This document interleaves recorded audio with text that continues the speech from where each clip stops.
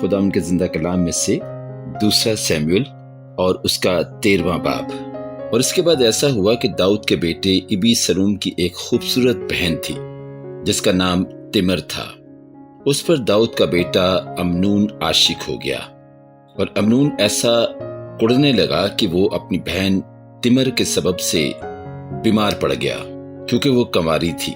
सो अमनून को उसके साथ कुछ करना दुश्वार मालूम हुआ और दाऊद के भाई सिमा का बेटा युंदब अमनून का दोस्त था और युंदब बड़ा चालाक आदमी था। सो उसने उससे कहा, ए बादशाहजादे, तू क्यों दिन ब दिन दुबला होता जाता है? क्या तू मुझे नहीं बताएगा? तब अमनून ने उससे कहा कि मैं अपने भाई इबी सलूम की बहन तिमर पर आशिक हूं। युंदब ने उससे कहा, तू अपने बिस्तर पर लेट जा और बीमारी का बहाना कर ले और जब तेरा बाप तुझे देखने आए तो तू उससे कहना, मेरी बहन तिमर को जरा आने दे कि वो मुझे खाना दे और मेरे सामने खाना पकाए ताकि मैं देखूं और उसके हाथ से खाऊं। सो अमनून पड़ गया और उसने बीमारी का बहाना कर लिया और जब बादशाह उसको देखने आया तो अमनून ने बादशाह से कहा, मेरी बहन तिमर को जरा आने दे कि वो मेरे सामने 2 पूरियां बनाए ताकि मैं उसके हाथ से खाऊं। सो दाऊद ने तिमर के घर कहला भेजा कि तू अभी अपने भाई अमनून के घर जा और उसके लिए खाना पका।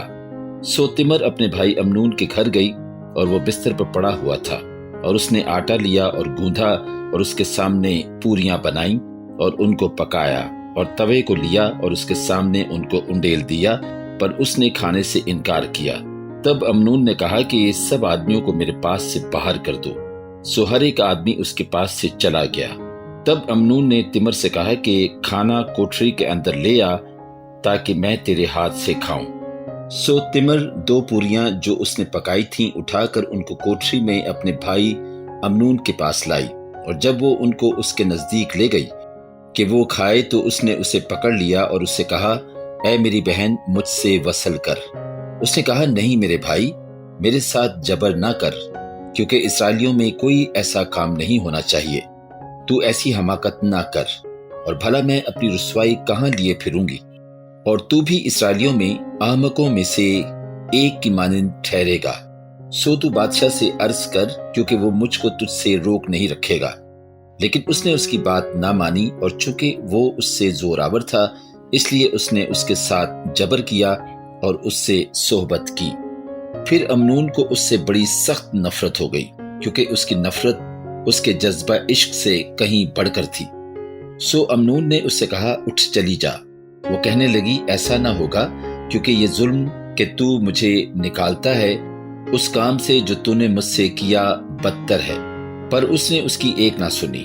तब उसने अपने एक मुलाजिम को जो उसकी खिदमत करता था बुलाकर कहा, इस औरत को मेरे पास से बाहर निकाल दे और पीछे दरवाजा की चटखनी लगा दे। और वो रंग बरंग का जोड़ा पहने हुए थी क्योंकि बादशाहों की कंवारी बेटियां ऐसी ही पोशाक पहनती थीं। गरज उसके खादिम ने उसको बाहर कर दिया और उसके पीछे चिटकनी लगा दी।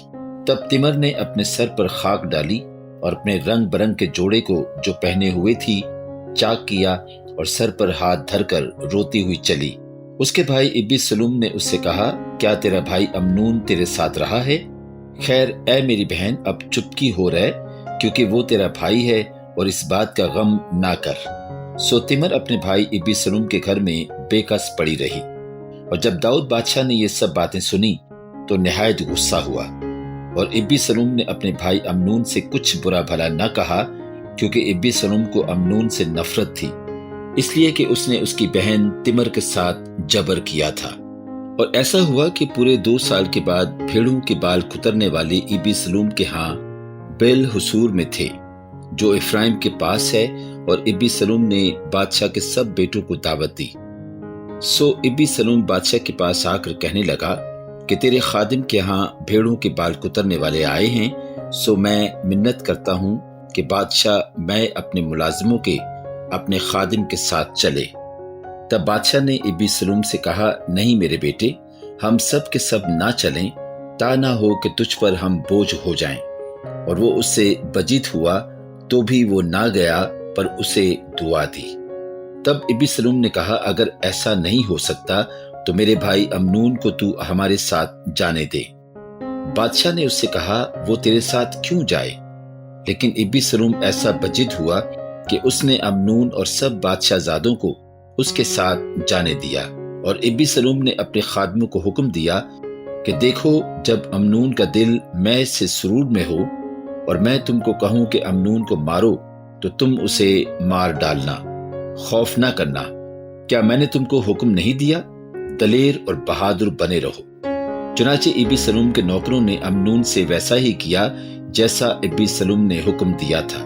تب سب بادشاہ زادے اٹھے اور ہر ایک اپنے خچر پر چڑھ کر بھاگا، اور وہ ہنوز راستہ ہی میں تھے کہ داؤد کے پاس یہ خبر پہنچی کہ ابی سلوم نے سب بادشاہ زادوں کو قتل کر ڈالا ہے، اور ان میں سے ایک بھی باقی نہیں بچا۔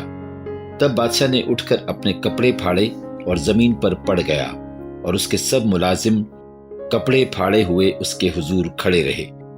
تب داؤد کے بھائی سما کا بیٹا یوندب کہنے لگا کہ میرا مالک یہ خیال نہ کرے کہ انہوں نے سب جوانوں کو جو بادشاہ زادے ہیں مار ڈالا ہے، اس لیے کہ صرف امنون ہی مرا ہے، کیونکہ ابی سلوم کے انتظام سے اسی دن سے یہ بات ٹھان لی گئی تھی جب اس نے اس کی بہن تمر کے ساتھ جبر کیا تھا۔ سو میرا مالک بادشاہ ایسا خیال کر کے کہ سب بادشاہ زادے مر گئے اس بات کا غم نہ کرے، کیونکہ صرف امنون ہی مرا ہے، اور ابی سلوم بھاگ گیا۔ اور اس جوان نے جو نگہبان تھا اپنی آنکھیں اٹھا کر نگاہ کی، اور کیا دیکھا کہ بہت سے لوگ اس کے پیچھے کی طرف سے پہاڑ کے دامن کے راستہ سے چلے آ رہے ہیں۔ تب یوندب نے بادشاہ سے کہا کہ دیکھ، بادشاہ زادے آ گئے، جیسا تیرے خادم نے کہا تھا ویسا ہی ہے۔ اس نے اپنی بات ختم ہی کی تھی کہ بادشاہ زادے آ پہنچے اور چلا چلا کر رونے لگے، اور بادشاہ اور اس کے سب ملازم بھی زار زار روئے۔ لیکن ابی سلوم بھاگ کر جسور کے بادشاہ امیہود کے بیٹے تلمی کے پاس چلا گیا، اور داؤد ہر روز اپنے بیٹے کے لیے ماتم کرتا رہا۔ سو ابی سلوم بھاگ کر جسور کو گیا اور 3 برس تک وہیں رہا۔ اور داؤد بادشاہ کے دل میں ابی سلوم کے پاس جانے کی بڑی آرزو تھی، کیونکہ امنون کی طرف سے اسے تسلی ہو گئی تھی، اس لیے کہ وہ مر چکا تھا۔ پاک کلام کے پڑھے اور سنے جانے پر خداوند کی خاص برکت ہو، آمین۔